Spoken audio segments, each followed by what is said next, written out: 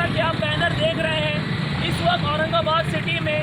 Drugs اور نشے کی جو ملنے والی چیزیں ہیں اس کا کاروبار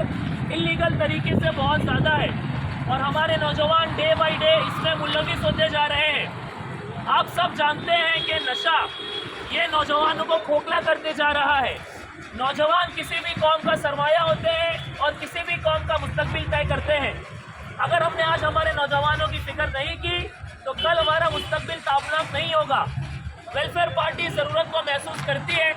اور آج الیاس صاحب کے اورنگ آباد کے وزٹ پر ہم نے اس اہم مدعے پر آپ کے سامنے ہمارے راشٹریہ ادھیکش کو لایا ہے۔ ویلفیئر پارٹی اس ملک میں ہر اہم مدعے پر کام کرتی ہے، ایسا مدعا جو انسانیت عام انسانی سماج سے ملتا ہو۔ میں ہمارے راشٹریہ ادھیکش الیاس صاحب سے ریکویسٹ کرتا ہوں کہ وہ آپ کے سامنے اس موقع پر دو باتیں رکھیں۔ الیاس صاحب زندہ باد، زندہ باد، زندہ باد، الیاس صاحب زندہ باد، زندہ باد، زندہ باد۔ آپ جانتے ہیں کہ اس وقت میں اورنگ آباد کی نئی نسل جو ہے، ہمارا نوجوان طبقہ جو ہے وہ بری طرح سے نشے میں ملوث ہوتا جا رہا ہے، اور یہ نشے میں آج کے زمانے میں بہت ہی آسان طریقہ اختیار کر لیا گیا ہے۔ شراب کی کوئی ضرورت نہیں، نشے کی دوائیں ملتی ہے، چرس ہے، گانجا ہے، افیم ہے،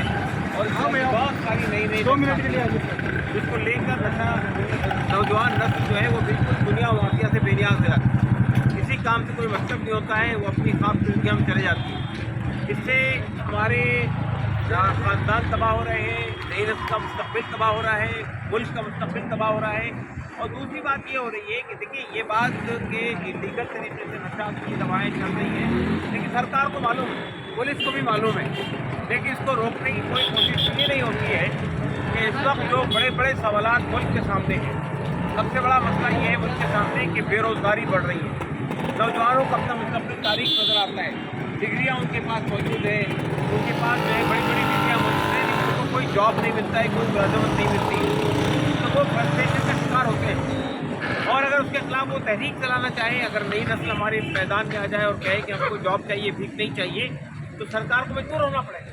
تو سرکار یہ چاہتی ہے کہ نئی نسل یہ سوال نہ اٹھائے، بلکہ وہ نشے میں مبتلا ہو کر ان چیزوں سے بے نیاز ہو جائے۔ تو یہ ایک طرح کی سازش ہے جو ہماری نئی نسل کے خلاف چل رہی ہے۔ ایسا نہیں ہے کہ سرکار کو نہیں معلوم ہے کہ نشہ پھیل رہا ہے، سرکار کو نہیں معلوم ہے کہ ڈرگس کو پھیلانے میں کون لوگ ملوث ہیں، کون لوگ انوالو ہیں، سب جانتی ہے سرکار، لیکن سرکار اور پولیس انتظامیہ ان چیزوں کو روکنے کے لیے کوئی ڈیلیبریٹ کوشش نہیں کرتی ہے، اور اس لیے نہیں کرتی ہے کہ وہ جانتی ہے کہ نئی نسل کو ان معاملات میں ملوث کر دیا جائے گا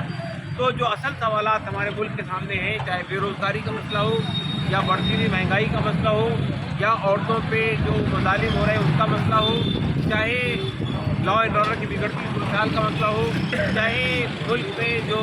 نفرت کا ماحول پیدا کیا جا رہا ہے اس کا مسئلہ ہو، تو نوجوان نسل کے خلاف کھڑی نہ ہو سکے، اس لیے اس کو نشے کی طرف مبتلا کر دیا جاتا ہے۔ تو ہمیں اپنی نسل کو بچانا ہے، اپنے ملک کو بچانا ہے،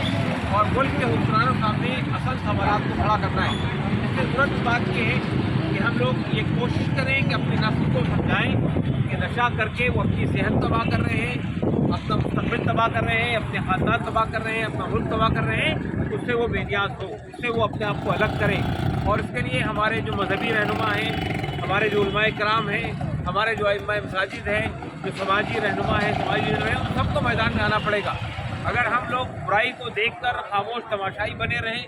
اور صرف نظر کریں اور گھروں میں چلے جائیں تو اس سے برائی نہیں رکے گی، بلکہ برائی اور پھیلے گی، اور اگر کل کسی کا گھر تباہ ہو رہا ہے کل ہمارا گھر بھی تباہ ہو سکتا ہے۔ اس لیے ضرورت اس بات کی ہے کہ ہم سب لوگ اس معاملے میں اپنی ذمہ داری کو محسوس کریں، اور جس حد تک بھی ممکن ہے، جس حد تک بھی ہم کر سکتے ہیں، اس بیماری کو پھیلنے سے روکنے کی کوشش کریں۔ شکریہ۔